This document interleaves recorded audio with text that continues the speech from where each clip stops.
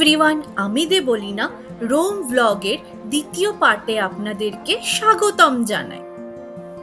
Rome হলো এক বিশাল জাদুঘর, যেখানে ইতিহাস শুধু বইয়ের পাতায় আটকে নেই, বরং প্রতিটি ইট, জানলা এবং প্রতিটি গলি সেই ইতিহাস বয়ে নিয়ে চলে শতাব্দীর পর শতাব্দী। এই শহরে হাঁটতে হাঁটতে এমন এক জায়গায় পা রাখলাম যেখানে শব্দ থেমে যায়, সময় গলে পড়ে হৃদয়ের গভীরে। আমরা এসে পৌঁছেছি বেসিলিকা দি সেন্ট অ্যান্ড্রে ডেলেফার্ট।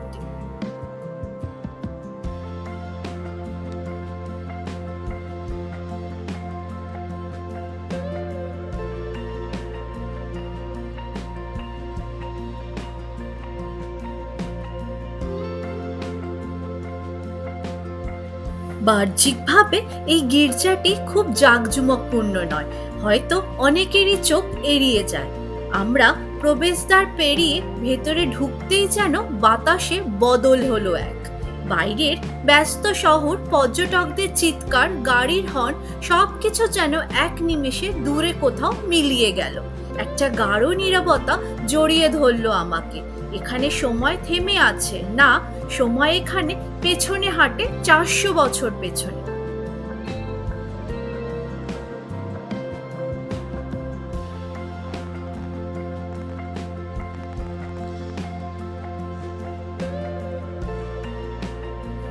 গির্জাটি তৈরি হয়েছিল 1604 সালে বারোক ধাঁচে, কিন্তু এর স্থাপত্যের মূল আকর্ষণ হলো বার্লিনের তৈরি দুটি অসাধারণ দেবদূত ভাস্কর্য। একজনের হাতে রয়েছে কাটার মুকুট, আর একজনের হাতে কাঠের ফলক, যেটিকে বলা হয় ক্রুশের ওপর লেখা আইএনআরআই। এই দুটি ভাস্কর্য মূলত সেন্ট অ্যাঞ্জেলোর সেতুর জন্য তৈরি করা হয়েছিল, কিন্তু পোপ এগুলিকে এতটাই অসাধারণ বলে মনে করেন যে এগুলোকে প্রতিস্থাপন করে আসল ভাস্কর্য দুটি এখানে স্থান দেওয়া হয়। এই গির্জাটি এক অলৌকিকতার পবিত্র স্মৃতি। 1842 সালের কথা। একজন ফরাসি ইহুদি যুবক রতিশাবন, যার নাম, তিনি রোমে এসেছিলেন একজন খ্রিস্টান বন্ধুর চাপে এই গির্জায় ঢোকেন। ভিতরে এসেই তার জীবনে ঘটে যায় এক অলৌকিক ঘটনা। তিনি ভার্জিন মেরির দর্শন লাভ করেন। তিনি বলেন মারিয়া তাকে এক নিঃশব্দ ভাষায় বিশ্বাসের দিকে ডেকে নিয়েছেন। এই ঘটনার পর রাতিসবান ধর্মান্তরিত হন এবং পরবর্তীতে একজন ক্যাথলিক পুরোহিত ও সন্ন্যাসী হিসাবে জীবন কাটান। গির্জার একটি চ্যাপেলে আজও সেই অলৌকিকতার স্মৃতি রক্ষিত। একটা ছোট পাথরের ফলকে লেখা সেই দিন, সেই মুহূর্তের কথা। আমি সেখানে দাঁড়িয়ে থাকি কিছুক্ষণ, নীরব, কৃতজ্ঞ আর ভাবনায় আচ্ছন্ন হই। গরম রোদের ছায়ায় প্রাচীন পথ ধরে হাঁটতে হাঁটতে আমরা এসে পৌঁছেছি এই রেস্টুরেন্টটাতে। শহরের কোলাহল থেকে দূরে ইতিহাসের মাঝে এক টুকরো নিঃশব্দ আরাম। এবার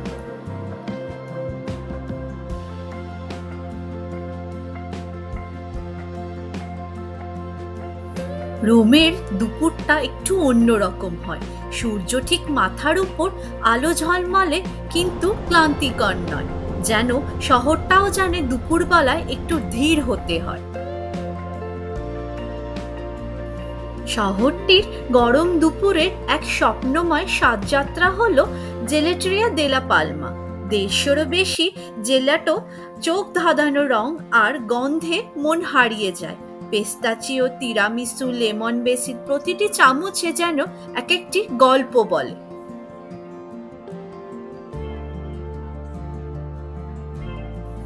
ঠান্ডা মিষ্টি স্পর্শে গলে যায় সময়, ক্লান্তি আর দূরত্ব। এই রোম, এই স্বাদ চিরস্মরণীয় হয়ে থাকবে।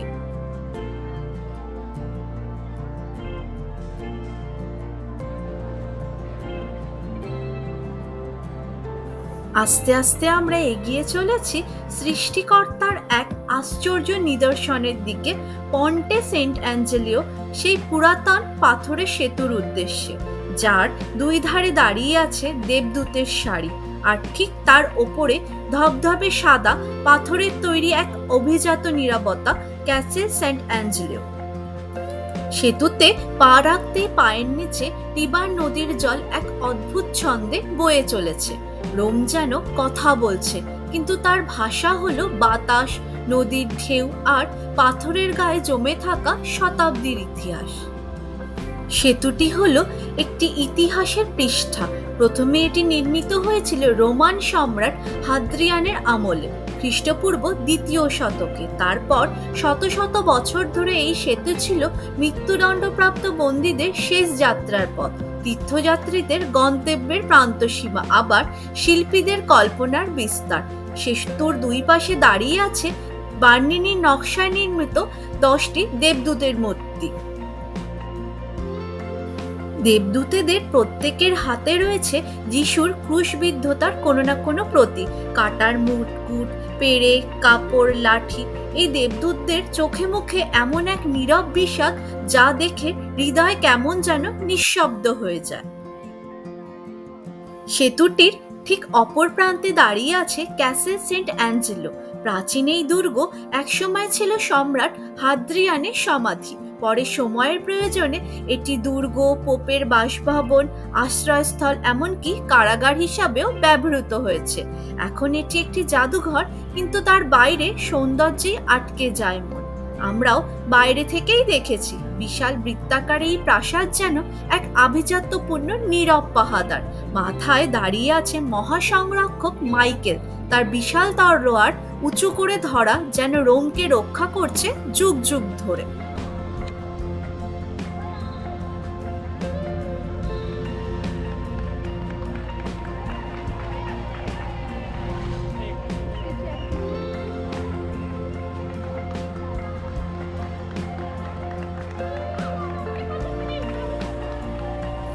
আজ ছিল রোমে সাইকেলিং এর ম্যারাথন। রোমের ঐতিহাসিক পথ ধরে শত শত সাইক্লিস্টরা ছুটে চলেছে। এ যেন এক আবেগঘন দৃশ্য। আনন্দ আর আত্মবিশ্বাসের গল্প লিখে যায় চাকার ঘূর্ণনে। বাতাসে আজ উৎসবের গন্ধ, দর্শকদের করতালি আর হৃদয়ে গর্ব। এইটা শুধু ম্যারাথন নয়, রোমকে অনুভব করার এক অনন্য উপায়।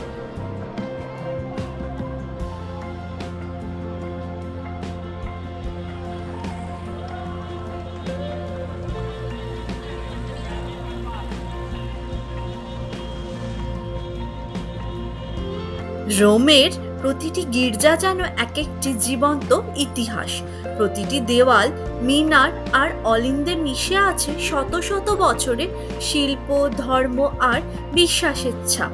তবে কিছু কিছু স্থাপনা শুধু চমৎকার নয়, বরং একেবারে চমকে দেওয়ার মতো, যেমন বেসিলিকা দি সেন্ট অ্যান্ড্রে দে লা ভ্যালে। এই বেসিলিকাটি দুইটি দিক থেকে মন জয় করে নেয়। একদিকে এর বৃহৎ ও শৈল্পিক গম্বুজ, আর অন্যদিকে এর অভ্যন্তরের বিস্ময়কর চিত্রকলা। গির্জাটির সবচেয়ে আকর্ষণীয় দিক হলো এর বিশাল গম্বুজ, যা কিনা রোমের 2য় সর্বোচ্চ গম্বুজ। এই গম্বুজটি নির্মাণ করেন কার্ল মাদ্রেনো, যিনি সেন্ট পিটার্স ব্যাসিলিকার নির্মাণেও যুক্ত ছিলেন। ভিতরে দাঁড়িয়ে যখন ওপরে তাকায়, তখন মনে হয় যেন চোখ দুটি এক অনন্ত মহাশূন্যের দিকে তাকিয়ে আছে। গম্বুজের মধ্যে আঁকা রয়েছে আকাশের মতো বিস্তৃত ফ্রেস্কো, চোখের সামনে যেন স্বর্গ খুলে যাচ্ছে। জ্যামিতিক কাঠামোর সাথে শিল্পের এমন মেলবন্ধন সত্যিই অবাক করে। আপনি যদি নীরব হয়ে মাঝখানে দাঁড়িয়ে কিছুক্ষণ তাকিয়ে থাকেন, দেখবেন সেই গম্বুজ আপনাকে এক ধরনের আধ্যাত্মিক অভিজ্ঞতা দিচ্ছে।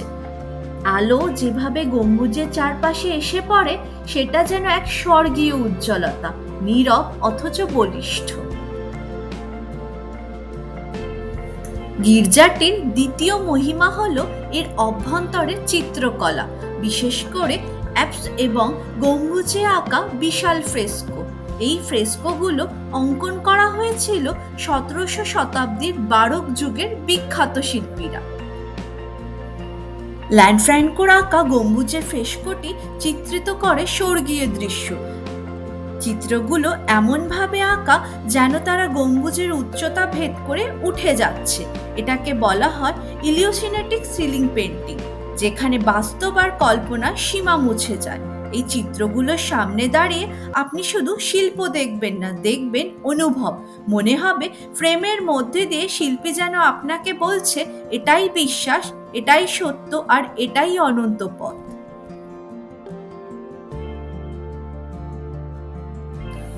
গম্বুজ আর চিত্রকলার এই সম্মিলন গির্জাটিকে করে তোলে এক ব্যতিক্রমী অভিজ্ঞতা। এটি শুধু একটি প্রার্থনা স্থল নয়, এটি হলো শিল্পের এক জীবন্ত মন্দির। যারা ধর্মে বিশ্বাস করে না তাদের জন্য এই গির্জা হয়ে উঠতে পারে এক শিল্প ভ্রমণ, এক গভীর নীরব আত্মজিজ্ঞাসা। এখানে দাঁড়িয়ে আমার মনে হয়েছিল, আধুনিক পৃথিবী যতই প্রযুক্তি নির্ভর হোক, এই রকম এক গির্জার নিঃশব্দতা আর রঙের গভীরতা মানুষকে মনে করিয়ে দেয় আসল সৌন্দর্য নীরবে কথা বলে। রোমের রাজপথে হাঁটা মানেই সময়ের বিপরীতে হাঁটা। চারপাশে প্রাচীন সভ্যতার ভগ্নাংশ, কিন্তু সেই ভাঙাচোরা পাথরই যেন ফিসফিস করে বলে, আমরা দেখেছি সম্রাট, যুদ্ধ, ধর্ম, পতন আর পুনর্জন্ম।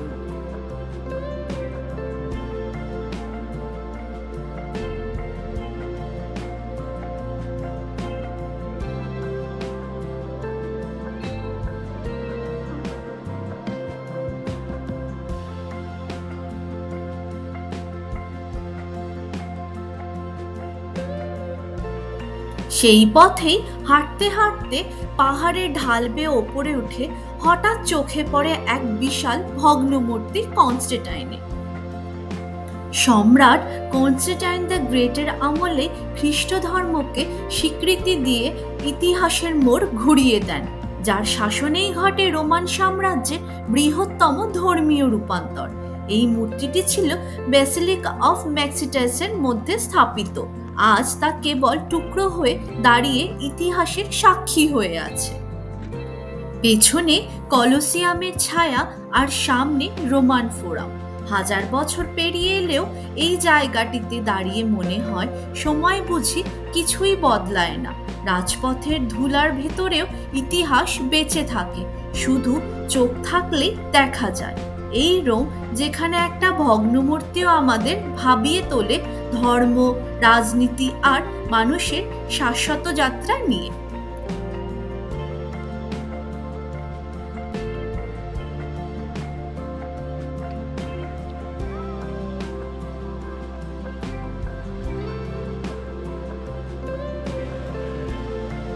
রোমের গলিপথ ধরে হাঁটতে হাঁটতে হঠাৎ সামনে খুলে যায় এক বিশাল খোলা এলাকা। নিচু জমি, মাঝখানে ছড়িয়ে ছিটিয়ে থাকা প্রাচীন স্তম্ভ, খণ্ডিত মূর্তি, ভাঙা মন্দির আর রাজপ্রাসাদের ধ্বংস। এটাই হলো রোমান ফোরাম। কিন্তু আমি তখনও ফোরামের ভেতরে ঢুকিনি। এই দৃশ্যটা বাইরের থেকে দেখেছি, ঠিক যেখানে আধুনিক রোম আর প্রাচীন রোমের সীমারেখা মিলেছে।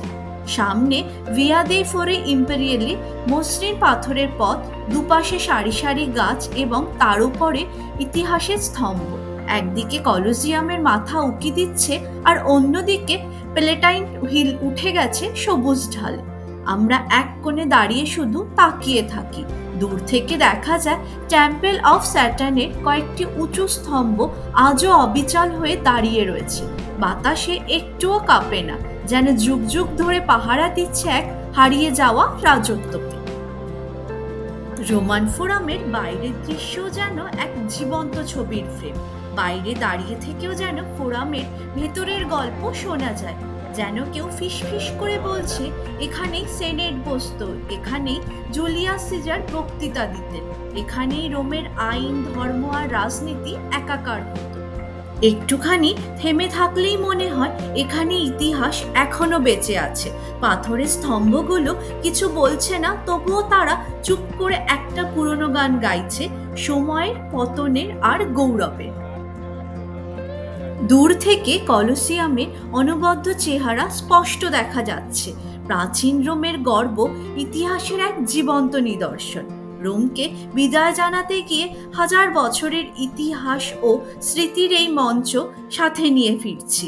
হৃদয়ে একটা অজানা ভার নিয়ে বিদায় নিলাম। আবার ফিরবো এই মহান শহরে নতুন কোনো গল্পের জন্য।